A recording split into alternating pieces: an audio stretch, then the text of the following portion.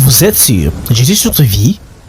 Que toi tu écoutes tout le monde, toi tu agis selon les hommes, toi tu es influençable. Lorsqu'on vient on te dit c'est pas normal qu'un chrétien vive ça, pourquoi tu vis comme ça, c'est pas normal, abandonne un peu la prière, fais aussi autre chose. Oui, tu abandonnes et tu lâches. Pourquoi? Tu dépends de ce que les gens pensent, tu dépends de ce que les gens disent. Tu vois, tu as traversé la vallée de l'ombre de la mort, Dieu t'a gardé en vie mais il n'y a pas de récompense pour toi. Pourquoi? Parce que tu n'as pas été ferme dans ces moments difficiles là. Mais pourquoi tu n'as pas été ferme? Tu écoutes tout le monde. Il y a quelque chose qui m'avait étonné et je pense que quelqu'un est concerné ce matin car le Saint-Esprit m'a fait venir cette pensée en ce moment. Vous verrez quelqu'un qui est enfant de Dieu dans sa famille, peut-être même que c'est lui qui amène l'évangile auprès de ses frères et de ses sœurs, mais vous verrez cette personne à un moment difficile de sa vie écouter un païen dans sa famille, un cousin païen qui lui dit écoute, ces choses-là, depuis que tu as commencé, ça t'a donné quoi? Lâche un peu, viens, je vais t'amener quelque part, on va te laver. J'ai connu une fille comme ça.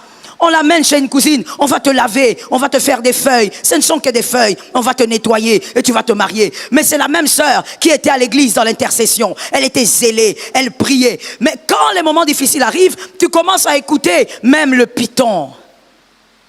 Pourquoi? Parce que tu es influençable. Écoute mon frère, ou tu crois ou tu ne crois pas. Je reprends. Ou tu crois ou tu ne crois pas. Dans la foi chrétienne, il arrive toujours des moments difficiles. Il arrive des moments où le vent violent vous frappe. Mais écoutez, ne vous appuyez pas sur les chars. Ne vous appuyez pas sur les chevaux. Appuyez-vous sur l'Éternel des armées. Appuyez-vous sur celui qui vous a appelé. Donne-moi un amen. Appuyez-vous sur celui qui vous a sauvé. Donne-moi un autre amen. Appuyez-vous sur celui qui vous a donné la victoire. Donne-moi un autre amen. Appuyez-vous sur celui qui est mort à la croix. Donne-moi un autre amen. Arrêtez d'être influençable de cette manière-là. Je veux te dire mon frère, même celui qui t'a amené au Seigneur n'a pas l'autorité sur ta foi. Je répète encore car tu dormais, je veux le reprendre. Même celui qui t'a amené au Seigneur, celui que tu appelles ton père spirituel, ta mère spirituelle, celui que tu appelles ton maître, car l'apôtre Paul a dit, vous aurez plusieurs maîtres mais un seul père. Écoute, même si tu as des personnes qui t'ont encouragé dans la foi, personne n'a l'autorité sur ta foi. Ta foi émane du Christ et ta foi doit être alimentée par le Christ. J'ai aimé cet amen, dis un autre amen. Ta foi doit être alimentée par le Christ. Mais toi, à ton âge, trop influençable, c'est ce que les autres font que tu fais. Quand tu es dans un groupe de prière, tu as un découragement. Les autres t'appellent, te disent, non, aujourd'hui on va pas aller à l'église. Oui, tu as raison, on n'ira pas à l'église aujourd'hui, on est fatigué. Toujours les mêmes prières, la vie ne change pas. Tu es tellement comme un enfant. Lorsqu'on te regarde, on peut te donner des grandes responsabilités, mais en réalité, tu as l'attitude d'un enfant. Ta foi dépend des autres. Que ta foi ne dépende de personne. Que ta foi dépende de Jésus. Que ta foi dépende de celui qui t'a aimé. Tant que Jésus est sur le trône, ça marchera. Tant que Jésus est sur le trône, il contrôle, il maîtrise la situation. Même si tu ne vois rien de ce que tu attends, Jésus maîtrise la situation. Quelqu'un des fois m'a levé la main droite, m'a dit Jésus maîtrise la situation. Même si tu as mal dormi, Jésus maîtrise la situation. Est-ce que quelqu'un me capte? Ce verset, le verset d'Éphésiens 4,14, laissez-nous ce verset s'il vous plaît. Ce verset-là nous a parlé d'une autre dimension. En dehors de la dimension de l'enfant, il y a une autre dimension. Afin que nous ne soyons plus des enfants, flottants et emportés à tout vent de doctrine. Flottants et emportés à tout vent de doctrine. My goodness. Ainsi vous verrez dans ce siècle, je crois que c'est un texte qu'on devrait lire presque tous les jours dans toutes les églises qui réellement adorent Jésus. Parce que nous sommes en train de vivre ces choses tous les jours. Même en sortant d'ici, il y a des gens qui vont vivre ça. Flottant et emporté. Vous verrez quelqu'un dire, voilà pourquoi mon frère, ma sœur, je me permets de cette liberté, surtout que la parole de Dieu me l'accorde, que les enfants de Dieu ne doivent pas dépendre de la mamelle d'un pasteur. Les enfants de Dieu doivent avoir un pasteur, mais doivent apprendre à dépendre de Jésus. Les enfants de Dieu doivent avoir les yeux rivés sur. Les enfants de Dieu doivent apprendre à chasser les démons. Les enfants de Dieu doivent apprendre à s'élever contre les pouvoirs des ténèbres. Donne-moi un amen normal, réveille-toi. Les enfants de Dieu doivent apprendre même à appeler leur Jésus et Jésus répond. Vous verrez un homme avoir un pasteur. Le pasteur prie pour lui, prie avec lui. Le jour où il est très malade, le pasteur l'accompagne. À un moment donné, il va à l'hôpital. Quand il arrive à l'hôpital, dès que le pasteur débarque, le pasteur trouve là-bas aussi 3 autres prophètes. Vous êtes là. Le pasteur est dépassé, car celui qu'il appelle son fils spirituel ou sa fille spirituelle, les instructions qu'il lui avait données, un autre prophète est venu donner d'autres instructions.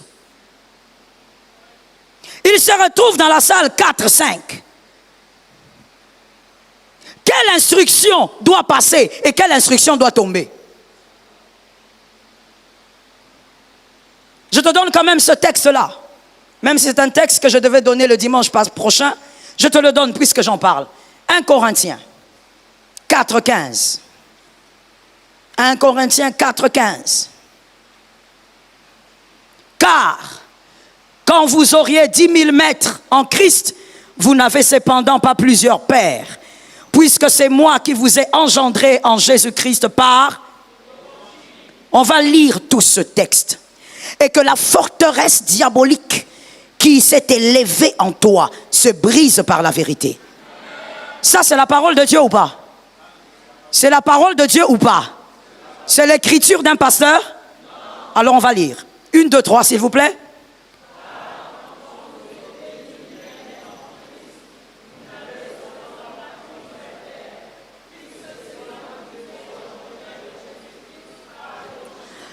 Écoutons-nous, faisons une petite exégèse et on va comprendre ça. Car quand vous auriez 10 000 maîtres en Christ, ces maîtres sont en... Qui sont ces maîtres? Ok. Cependant, pas plusieurs. Il y a un S là-bas? Père, il y a un S là-bas? Ok. Puisque c'est moi là, c'est qui parle? C'est qui parle? C'est Jésus, c'est qui parle?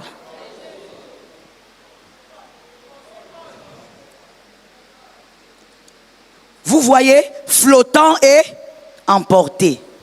Parce que vous ne lisez pas la Bible. Qui parle dans 1 Corinthiens 4 à 15? C'est Jésus qui parle, mon frère. C'est l'apôtre Paul. Il dit que qui est père? Lui est père. Il a engendré comment?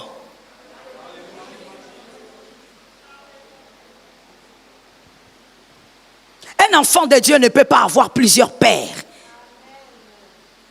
C'est pas possible. L'apôtre Paul dit ce n'est pas possible. Parce qu'il faut savoir que le père, c'est celui qui guide, c'est celui qui oriente. Qui va t'orienter? Combien de personnes vont te guider? Aujourd'hui, nous sommes dans un siècle où les enfants de Dieu, au nom d'une certaine liberté qui devient le libertinage et même le vagabondage spirituel, ils se disent, mais il faut aller partout, il faut écouter tout le monde. Mais il faut aussi savoir que le grand berger ne mettra pas plusieurs petits bergers devant toi. La Bible appelle le Christ le grand berger. C'est qu'il y a des petits bergers. Mais Christ ne mettra pas plusieurs petits bergers devant toi. Face à plusieurs petits bergers, tu vas te perdre. Est-ce que quelqu'un m'entend bien? Aujourd'hui, nous sommes en train de vivre dans un siècle où on se laisse emporter par n'importe quoi. On vient à l'église, on te dit, c'est le nom de Jésus qui sauve. Pour que tu sois délivré de ta maladie, c'est Jésus. Pour que les liens, les pactes ancestrales se brisent, c'est Jésus. Tu sors d'ici, il y a un prophète qui te dit, prends un peu le sel, verse le sel sur ta tête. Emporté à tout vent de doctrine. Regarde un voisin, dis-lui, grandis. Regarde un autre voisin, dis-lui, sors de cette situation. Non seulement toi-même, n'est-ce pas, Madame Gertrude? Non seulement toi-même, tu ne veux pas lire la Bible, mais au-delà de ça, tu te laisses emporter par tout. Dès que tu vois un miracle, tu dis Jésus est là. Non, miracle ne veut pas dire Jésus. Je répète, parce qu'il y a quelqu'un qui dormait. Miracle ne veut pas dire Jésus. Le diable fait aussi des miracles. Parole de connaissance ne veut pas dire Jésus. Parole de connaissance ne veut pas dire Jésus. La forteresse là va tomber. Parole de connaissance ne veut pas dire Jésus. Elle finira par tomber. Parole de connaissance ne veut pas dire Jésus. Dis ça à 3 personnes.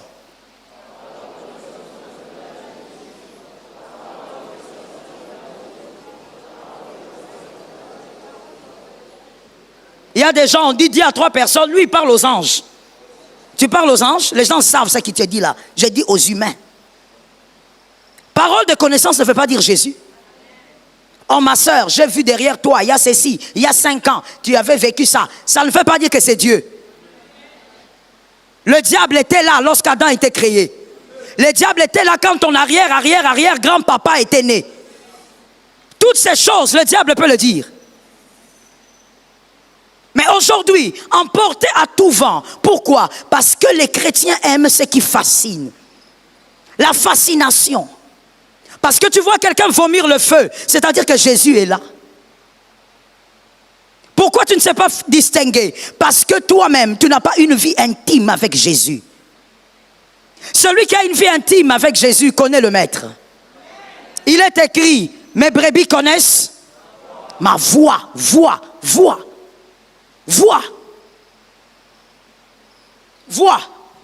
Je donnerai toujours cet exemple à chaque fois que je parlerai de la voix. Lorsque j'ai mis au monde ma fille aînée, on a emmené ma fille. Dès qu'elle est née, on me l'a donnée pendant quelques minutes, 3, 4. Et puis on l'a emmenée pour la nettoyer. Et on m'a emmenée dans ma chambre. Et je suis tombé dans un profond sommeil. Après, je ne sais pas combien d'heures, je me suis réveillé. Ce qui m'a réveillé, c'est le bruit d'un bébé.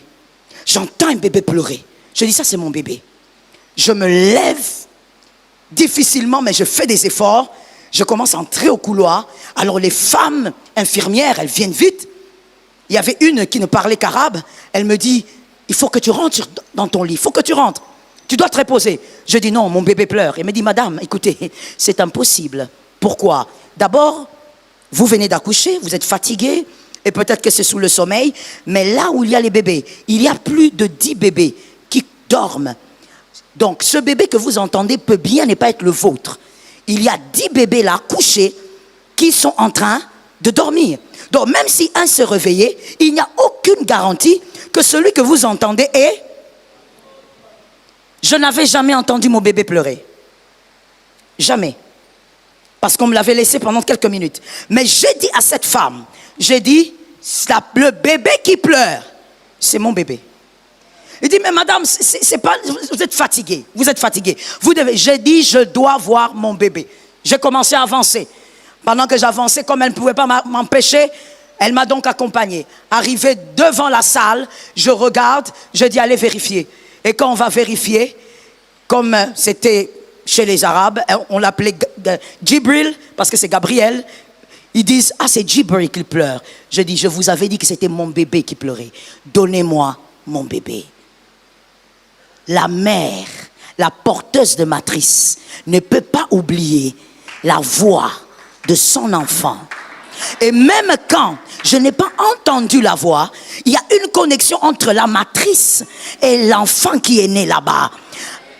Celui qui t'a engendré, le Dieu qui t'a engendré à la croix, en saignant, le sang est sorti, l'eau est sortie, il a mis au monde l'église. Il ne peut pas vivre avec une épouse sans que l'épouse ne connaisse. Comment ne sais-tu pas qu'on te trompe?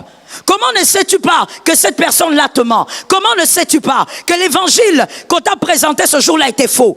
Pourquoi tu es fasciné? Pourquoi tu as l'état d'enfance? Nous ne sommes pas dans un siècle où on doit être épaté partout. Nous ne sommes pas dans un siècle là où on te sort des phrases et tu commences à trembler. Oh, je n'ai jamais lu ça. Va lire toi-même. Si tu trouves ça dans les Écritures, adopte ça. Je n'ai pas entendu. Je n'ai toujours pas entendu. Regarde un voisin, dis-lui, sois délivré de la fascination. Aujourd'hui, on te parle de spiritualité et tu es en train de trembler. On prend les ancêtres, on les ramène à l'église. Qu'est-ce que les ancêtres ont à faire à l'église? On n'a pas besoin des ancêtres, on a besoin de Jésus. Donne-moi un amen normal. On a besoin de Jésus, c'est Jésus qui nous a sauvés. On a attendu que les grands-pères nous sauvent, ils ne nous ont pas sauvés. On a attendu que les arrière-grands-pères nous sauvent, ils ne nous ont pas sauvés. Celui qui nous a sauvés, c'est celui qu'on veut chercher. On n'a pas fini de connaître Jésus. Jusqu'à ta mort, tu ne le connaîtras pas parfaitement. Mais tu es en train de t'embrouiller avec d'autres choses. Et tu appelles ça la haute connaissance. L'illumination. Emporté à tout vent de doctrine. Lorsque ça va mal dans ton sommeil, appelle Jésus. Ne te lève pas en disant, la Bible. Je mets la Bible comme oreiller, ça va me protéger. La Bible ne te protège pas.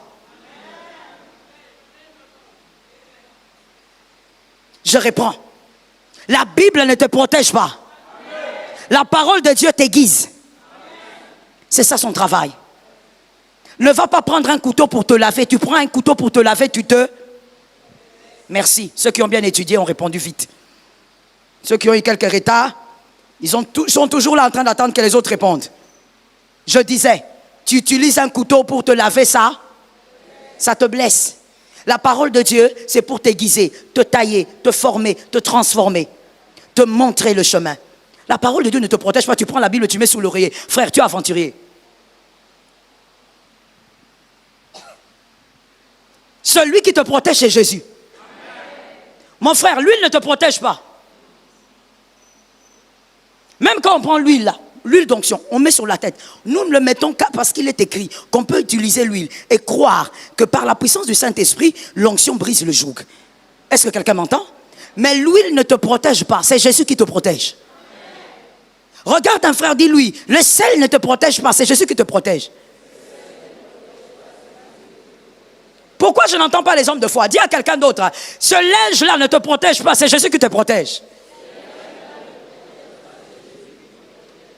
Un seul nom a été donné. Ah, I like it. I like it. Un seul nom a été donné. Dans le ciel. Les lecteurs de la Bible sont là. Les dimanchards répondaient quand même. Un seul nom a été donné.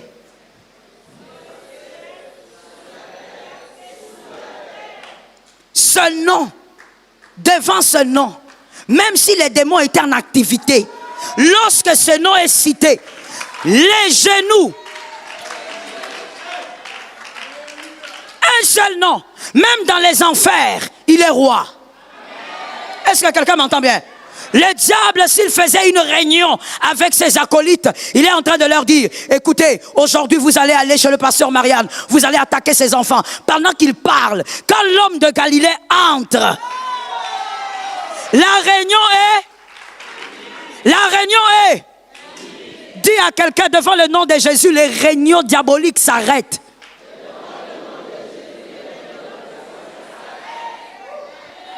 Ça s'arrête. Et quand les démons et vous savez ce qui est wonderful, c'est que quand les démons s'agenouillent, ils ne demandent pas au diable, on se met pas à genoux. Tous se mettent automatiquement. Ce n'est pas devant le sel, ce n'est pas devant l'huile, ce n'est pas devant un foulard, c'est devant le nom de Jésus de Nazareth. Arrête de te laisser emporter à tout vent de doctrine. Quelqu'un s'amène, il te donne le nom de ton grand-père, ça te fait trembler. Toi-même, tu ne connais pas le nom de ton grand-père. Ça te fait trembler au point où tu prends la personne, tu l'amènes même chez toi à la maison. Emporté à tout vent de doctrine. Ainsi, vous êtes incapable de vivre vos batailles et de les vaincre. Et d'avoir des trophées. Vous êtes incapable de vivre vos épreuves. Et que Jésus dise, bon et fidèle soldat. Non. Vous entendez tellement les choses qui vous emmènent dans l'embrouillement. Que Jésus te donne la victoire. flottant et emporté. Pourquoi? Premièrement, parce que les personnes sont naïves. Trop de naïveté. On n'analyse pas. On n'a pas d'opinion. Parce que la Bible a dit que Dieu a donné le ministère. On pense que cela veut dire oui sans regarder, sans vérifier, sans analyser. Alors qu'il faut analyser. Il faut vérifier. Lorsque quelqu'un te dit, Dieu m'a dit, dis-lui merci beaucoup. Et va analyser. Lorsque quelqu'un te dit, Dieu m'a dit que si tu ne donnes pas l'offrande, tu vas mourir, dis-lui, tu as menti.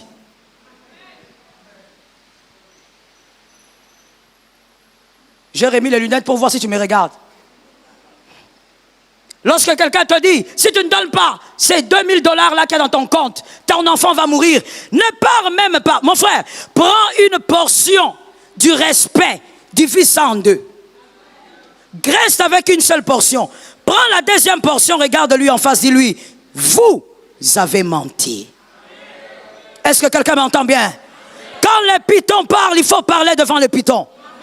Non, si tu ne me donnes pas cette dîme-là, tu vas mourir. Si tu vas donner cette dîme là-bas, tu vas mourir. Frère, dis-lui, vous, impossible que ton enfant meure parce que tu n'as pas donné l'offrande. Impossible que Dieu bloque ta vie parce que tu n'as pas donné quelque chose. Est-ce que quelqu'un m'entend bien? La vie de ton enfant a déjà été payée à la croix. Ça tombe sur toi. Ça tombe sur toi. Mon frère, je ne sais pas pour toi, mais la vie de mes enfants a déjà été payée à la croix. Même moi, je ne peux pas bloquer leur vie. Le prix a déjà été donné. Est-ce que quelqu'un m'entend bien? Arrête de te laisser emporter. Lis la parole de Dieu. Quand tu entends une parole t'édifier, vérifie dans la parole de Dieu. Toi, tu es maintenant devenu un fidèle de TikTok. Tout le temps sur TikTok. Oh, un pasteur là m'avait dit, il m'avait édifié. Ce qu'il avait dit là, as-tu vérifié? Ce qui est agréable à l'oreille n'est pas forcément vrai. Quelque chose peut être agréable à l'oreille, mais quand vous ouvrez les Écritures, ce n'est pas vrai. Suivez la vérité et ne suivez pas ce qui est agréable à l'oreille. N'ayez pas la démangeaison d'écouter, comme dit la parole de Dieu. La Bible, elle dit qu'il faut, je donne un exemple, je parle du fait d'être naïf quand on n'est pas capable d'analyser et d'avoir l'opinion, d'avoir son opinion à la lumière de la parole de Dieu. Je suis au point 1, n'est-ce pas, la naïveté. Vous verrez quelqu'un tellement naïf. La Bible dit bien que la femme doit être soumise à son mari, doit respecter son mari. Le mari doit aimer. Mais tu entendras un homme dire, ah, il faut laisser ces choses qu'on dit là dans les églises, il faut laisser. Ce que le pasteur a dit, c'est n'importe quoi. Moi, si elle joue avec moi, je la tape. Tu tapes qui d'abord? Non, on veut te poser la question, nous tous ensemble ici. Tu tapes qui? Ta chèvre, ton quoi exactement? Comme je le disais ici à la retraite, ou non, c'était à la tente du prophète le mercredi. Toi, tu penses que tu as le droit de lever ta main sur une personne. Je ne parle même pas seulement de ta femme. Avant ça, sur une personne. Regarde un peu un voisin, pose-lui la question, est-ce que tu fais partie de ces personnes-là? J'étais en train de dire à la tente du prophète le mercredi, moi je ne permets même pas qu'on tape mes chiens. Moi j'ai mes chiens, j'en ai 3. Je ne te permettrai pas, si je te vois, mon frère, je sortirai les chiens, je te ferai entrer là-bas. Mais toi, tu dis, au nom d'une alliance que tu as mis dans les doigts d'une femme, que si elle blague avec moi, si elle me donne, elle m'énerve. Toi, quand tu énerves, qui te fait quoi? Écoute d'abord la mentalité. Tu comprends que c'est une mentalité, je mets un point. Je risque de choquer, les chaises vont tomber ici. Je mets un point dans le choc là. Tout ça. Sinon les chaises vont sauter.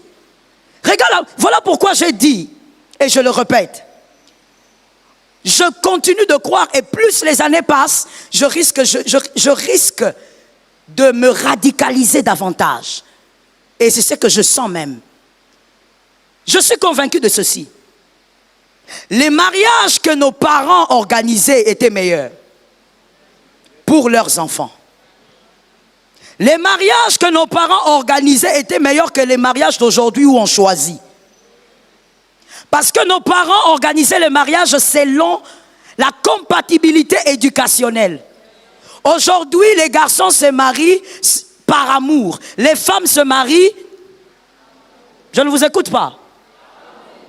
Aujourd'hui, les garçons se marient par amour. Ça nous crée trop de problèmes dans la société, précisément dans l'église, pour nous qui sommes pasteurs. Parce que tu verras un garçon cravaté. Il te parle bien français. Mais éducation...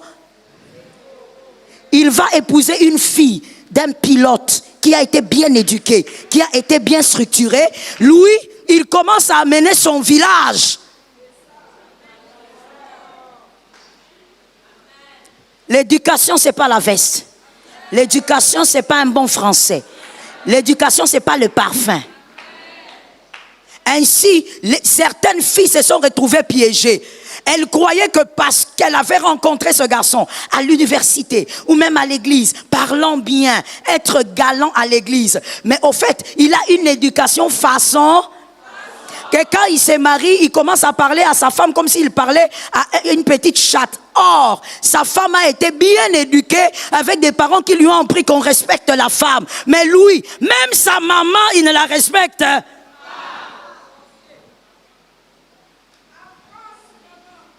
J'ai dit aux femmes qui sont dans cette salle, les célibataires, n'épousez pas la cravate. N'épousez pas le français. Localisez l'éducation.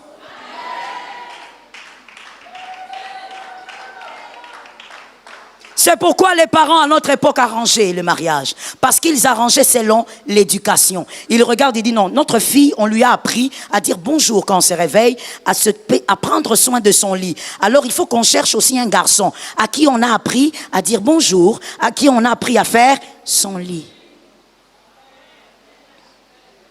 Quand on dit ça, il y a des gens qui se lèvent pour dire « Mais attendez, pasteur, vous voulez dire quoi? Nous sommes tous égaux en Jésus. » Nous sommes égaux en Jésus, on n'a pas la même éducation.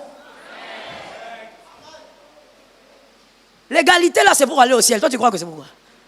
On t'a dit que l'égalité là, c'est pour qu'on se marie ici. L'égalité là, c'est pour... Voilà, là-bas. On va se voir, on va rire, on va... Mais ici là, le prince épouse la princesse. Le prince épouse l'enfant d'un duc. Ça te choque, je te réchoque. Tu n'étais pas préparé. Quand tu viens de ces cultes, il faut bien manger. Il faut être préparé, être choqué dedans, au fond. Est-ce que quelqu'un m'entend bien? Moi, j'avais déjà dit, j'ai déjà préparé 2 fusils que je vais acheter. J'ai déjà localisé. Ah oui, je mets 2 fusils là-bas. Mon frère, tu ne viens pas là-bas au nom de la foi. Oh, j'ai la foi, pasteur, je vais épouser ta femme. Quitte-la. Oh, je suis un homme de foi. Homme de foi, va à la montagne. Continue.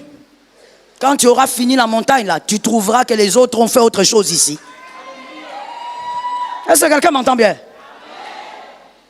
Oh non, parce que nous sommes un dans le Seigneur, donne-moi ta fille. Hein? Frère, tu ne vas pas me reconnaître. Le mariage est difficile, le mariage tue. Le mariage amène à la morgue. Je sais de quoi je parle.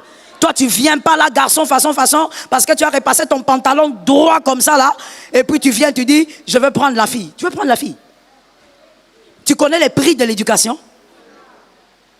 Tu connais le prix? Lorsqu'il y a une petite bévure, moi je frappe fort. Mais est-ce que toi, en grandissant, quand je dis frapper, je parle de la sévérité. Je ne parle pas de frapper physiquement. Mais est-ce que toi, quand tu grandissais, on était sévère avec toi? S'il n'y a pas la même sévérité, tu vas amener ton façon. Que Jésus te donne la victoire. Mon frère, arrête d'être emporté face à tout à cause de la naïveté. On te dit, honore ta femme. Toi, tu dis non. Si elle m'énerve, qu'est-ce que ça veut dire? Le problème, c'est l'éducation, la manière dont tu as grandi. Non, je vais respecter mon mari si lui aussi, il fait certaines choses. Qu'est-ce que ça veut dire? Le respect est une affaire d'éducation. Quand tu réponds comme ça, madame, on comprend que le problème, ce sont les racines. Il y a un problème là-bas. Monsieur a épousé une belle femme, mais il n'a pas vérifié si l'éducation était là aussi. La bonne éducation. Ce que la Bible dit, c'est ce qu'on respecte. Mais quand quelqu'un a un problème, est emporté à tout vent de doctrine, des fois même, vous savez, ça passe pour une certaine intelligence, alors que c'est une naïveté au carré. Non, moi je ne crois pas en ça, moi je vais faire ça. Mais ce que tu veux faire, améliore les choses ou détruis les choses. Voilà pourquoi je suis d'accord avec un homme de Dieu qui avait dit, un homme de Dieu que je respecte beaucoup, qui a dit, l'entourage d'une personne l'influence à 90%. Lorsqu'on regarde quelqu'un réfléchir comme ça, même si tu ne lis pas la Bible, on se demande quel type de personne tu as eu à côtoyer jusqu'à l'âge où tu as. Tu es resté avec qui? Tu as vécu avec qui? Tu as causé avec qui? Que Dieu nous donne la victoire. La deuxième chose qui fait à ce que tu sois emporté, c'est aussi l'instabilité d'opinion. L'instabilité d'opinion. Aujourd'hui, tu crois, demain, tu ne crois pas. Après, demain, tu changes. Après, demain, ça change encore. Tu crois qu'il est écrit parce que tu l'as lu. Fouillez l'impudicité. Qui est d'accord avec cette écriture? Nous savons que c'est écrit, fouillez l'impudicité. Aujourd'hui, tu crois. Mais après quelques jours, tu rencontres un fiancé, un monsieur qui veut t'épouser, mademoiselle. Cette phrase tombe. Tu dis, bon, on va tout faire sauf ça. Ça, c'est la fille qui dit à l'homme. On va tout faire sauf ça. Quand elle dit on va tout faire sauf ça, tu as compris? Oui, tu as compris parce que tu as l'habitude de dire ça. Ne fais pas semblant. On va tout faire sauf ça. Donc, au fait, pour toi, faire les préliminaires sans aller plus loin, ce n'est pas péché. Alors, comme ce n'est pas péché, venez faire ça ici devant nous. Comme c'est beaucoup de pudeur, faites ça devant nous. Si c'est légitime, légal, faites ça devant nous. Le verset tombe, pourquoi? Parce que toi, mademoiselle, tu veux te marier. Tu commences à calculer tes années. J'ai déjà 28 ans, je dois me marier. J'ai déjà 30 ans. Qui a fixé l'âge où il faut se marier? Quelle écriture? Donnez-moi l'écriture là, vraiment, ça va m'apaiser. C'est quelle écriture? Qui dit qu'à tel âge, il faut absolument que tu te maries? Chacun a son couloir. Ton amen est bizarre, donne-moi un amen. Chacun a sa vitesse. Certains l'ont eu à 20 ans, d'autres à 25, d'autres encore à 30, d'autres à 45. Chacun a sa vitesse. Et chacun sa destinée. La main droite levée avec beaucoup d'humilité et dis avec moi que Dieu m'aide à rester dans mon couloir. Que Dieu m'aide à ne pas envier les autres. Que Jésus nous soutienne. Si tu crois à une chose, crois jusqu'au bout. Est-ce que quelqu'un m'entend? I will tell you something. C'est quelque chose de peut-être de fort ou pour d'autres ça sera faible, ça dépend de quel type de cœur vous avez. Mais c'est mon opinion et je crois que c'est une vérité. Vous savez pourquoi même dans notre tendre et doux pays, lorsqu'on nomme certaines personnes, je dis certaines parce qu'il y a aussi des bonnes, il ne va pas faire un mois, il commence déjà à tout dilapider. Il dilapide tout comme si on va le chasser demain. Vous savez, en réalité, le grand problème, c'est lequel? Le grand problème, c'est qu'il n'y a personne qui croit en des choses de manière pérenne et qui est prêt à mourir pour ceux dont il croit. C'est ça le problème. Lorsqu'on dit qu'il faut être prêt à mourir pour ses convictions, il y a des gens qui disent, tu vas mourir pour les convictions là? Lumumba est où? Mais tu ne sais pas où est Lumumba? Et tu ne sais pas ce que sa mort a produit? Si toi tu ne sais pas, c'est qu'il faut que tu grandisses encore. Il y a des choses que sa mort a produit. Nous sommes dans un pays où on a habitué aux gens et on continue d'apprendre aux jeunes qu'il ne faut pas souffrir pour ses convictions. Aujourd'hui, si tu es convaincu, demain, si on te propose 1 million, tu peux changer. Prends 1 million. Lorsqu'on croit en une chose et on est convaincu que c'est la vérité, il faut être capable de mourir pour la vérité. Vous voyez comment il y a 3 personnes qui ont dit Amen. C'est ça, c'est la mentalité. C'est pourquoi quand tu es ici à l'église, tu n'as pas de travail, tu es sérieux, apparemment, tu es normal. Dès qu'on te donne un travail, tu deviens voleur. Comment tu es devenu voleur alors que tu étais normal? Tu n'as pas de conviction. Aucune conviction. Aucune conviction que le Dieu qui t'a appelé, il te bénira selon son rythme.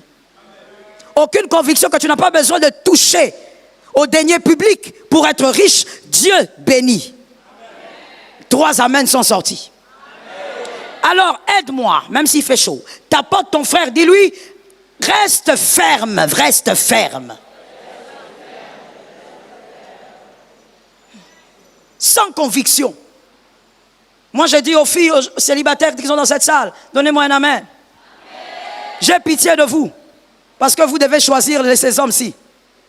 J'ai pitié de vous. Comment allez-vous choisir un chef qui n'a pas de conviction? Il va conduire toute une famille, mais il n'a pas de conviction. Aujourd'hui, il est à l'UDPS. Demain, donnez le nom, donnez le nom. Ne faites pas semblant. Il ne faut pas faire semblant ici. Tu sais ce que tu fais d'habitude. Aujourd'hui, il est à l'UDPS. Demain, il est où? La Mouka. Qui toko la Mouka na lola? La Mouka la semaine prochaine. Et puis l'autre semaine, il est où? Et puis après l'autre semaine, il est où?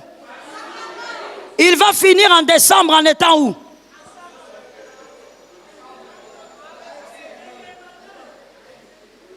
Pire encore, d'autres sont carrément chez Nanga. Pire. Donc il n'y a pas pire que ça. Regardez le Congolais. Et pendant qu'on cite le nom là, nous rions. Mais je sais que vous savez avec moi qu'il y a des gens qui ont fait ça ici. Dans ce pays. Devant nos yeux, sans honte. Ça veut dire un papa qui a un gros ventre, qui a de la barbe blanche, mais il n'a pas honte du peuple. Il change comme ça. Et quand il change, il a même le culot de prendre le micro du journaliste pour justifier son changement. Tu es dans un parti par conviction ou à cause de ta poche. Ça, c'est la poche. C'est pas la conviction. Ainsi, lorsque Mouzé est mort, il y a des gens qui ont dit, ah, regarde comment il est mort inutilement. Oh, non, c'est pas possible. Il est mort inutilement. Il devait rester, il devait se faire petit. Monsieur, il y a des moments où il faut mourir pour ceux dont on croit. Ah, laisse-moi le dire autrement, je sens cette onction-là. Ta tombe doit avoir de la valeur. Ta tombe doit avoir de la valeur. Toi, ta tombe n'a aucun prix.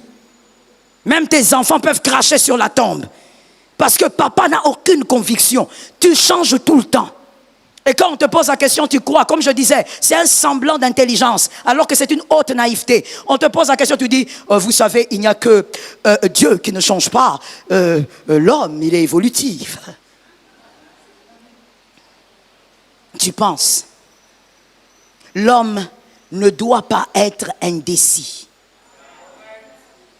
Ce dont tu crois, tu as mis tes 2 pieds dedans, crois jusqu'à la fin.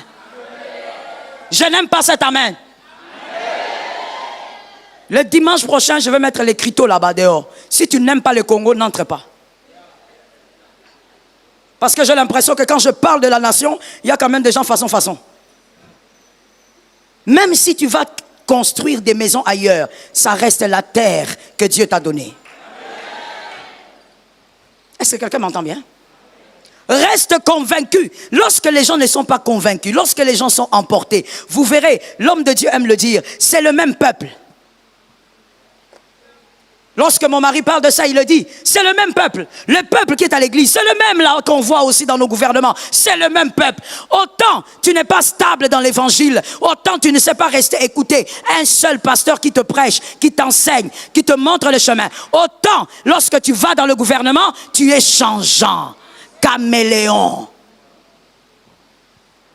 C'est le même peuple. Toi, tu crois que si tu es différent ici, tu seras meilleur là-bas? Que Jésus nous délivre du mal. Que Jésus nous délivre du mal. Entre nous soit dit, avant de fermer cette parenthèse sur notre nation, mon frère, que ta tête soit en place. Tout sauf le mal. En ce moment, notre pays est en train de traverser des moments très difficiles. Nous voulons la paix à l'est du Congo. On n'a pas le temps pour des âneries et des choses étranges. On est focalisé sur cette paix à l'est. Nos frères ont beaucoup souffert. Beaucoup de violence là-bas. J'ai reçu une sœur une fois dans mon bureau ici. Elle me disait, j'ai prié pour elle. C'était son premier dimanche avec nous. Elle m'a dit, pasteur, je sais que je n'ai pas le temps de parler avec vous aujourd'hui, mais j'aimerais seulement vous dire que c'est comme ça qu'elle a commencé. Hein, et ça m'a beaucoup choqué. Elle me dit, même si toutes les raisons devant votre vie sont bonnes pour vous amener à commettre une chose bonne pour vous, mais qui nous fera mal, si vous allez oublier tous vos fidèles, si vous allez oublier tous vos fils et filles spirituels, oubliez-les, mais souvenez-vous seulement de moi. Cette phrase était tellement bizarre que je lui ai dit, qu'est-ce que ça veut dire? Elle m'a dit, lorsqu'il y avait des crépitements des balles, lorsque ça chauffait, tout le monde fouillait dans tous les sens chez nous. Aujourd'hui, je ne sais pas où se trouve ma mère, je ne sais pas où se trouve mon père. Mes petits frères ont été tués. Le cadet a été tué devant moi. Quand ces choses se passaient, je n'avais que mon petit téléphone. Et je n'avais enregistré qu'un seul de vos messages. Et c'était ce message que j'entendais en boucle. Et un jour, pendant que je voulais mettre fin à ma vie, j'ai entendu encore ce message. Je dis, Jésus a quelque chose pour moi. Même si personne ne m'entoure, Jésus est encore plus présent. Elle a dit, j'ai ramassé mon téléphone sous les bruits des balles. Je suis sorti de la chose qui ressemblait à... Ça ne ressemblait plus à une maison, tellement que ça avait été mitraillé. Et quand je suis sorti devant la porte, il y avait la tête de mon petit frère qu'on avait mis sur une pique. Lorsqu'on parle de ces choses, au fait, il y a des Congolais ici qui ont l'impression que c'est tellement lointain parce que le Congo est grand, tu ne sens pas, tu as l'impression qu'on parle d'un autre pays, au fait. Quand on dit qu'il y a des gens, en réalité, que Dieu m'aide, je vais éviter de dire ça parce que je sais que je suis suivi dans le monde. Mais quand tu entends ces atrocités, tu te dis, Seigneur, si ta justice ne descend pas, quelque chose vraiment doit arriver. Elle dit, elle a vu la tête de son... Elle dit, c'est la dernière fois que moi j'ai vu mon frère. C'était sa tête qui était sur une pique. Et je suis parti. Et il n'y avait que ta prédication que j'écoutais. Même pas la prédication, c'était un bout. Alors elle me dit, pasteur, même si tout le monde te trahissait, même si tu décidais, à cause d'une bonne raison selon toi, d'abandonner Jésus, pense à moi, que tu m'as fortifié au milieu des balles. Ne lâche pas Jésus. Vous êtes sur Jésus sur ta vie?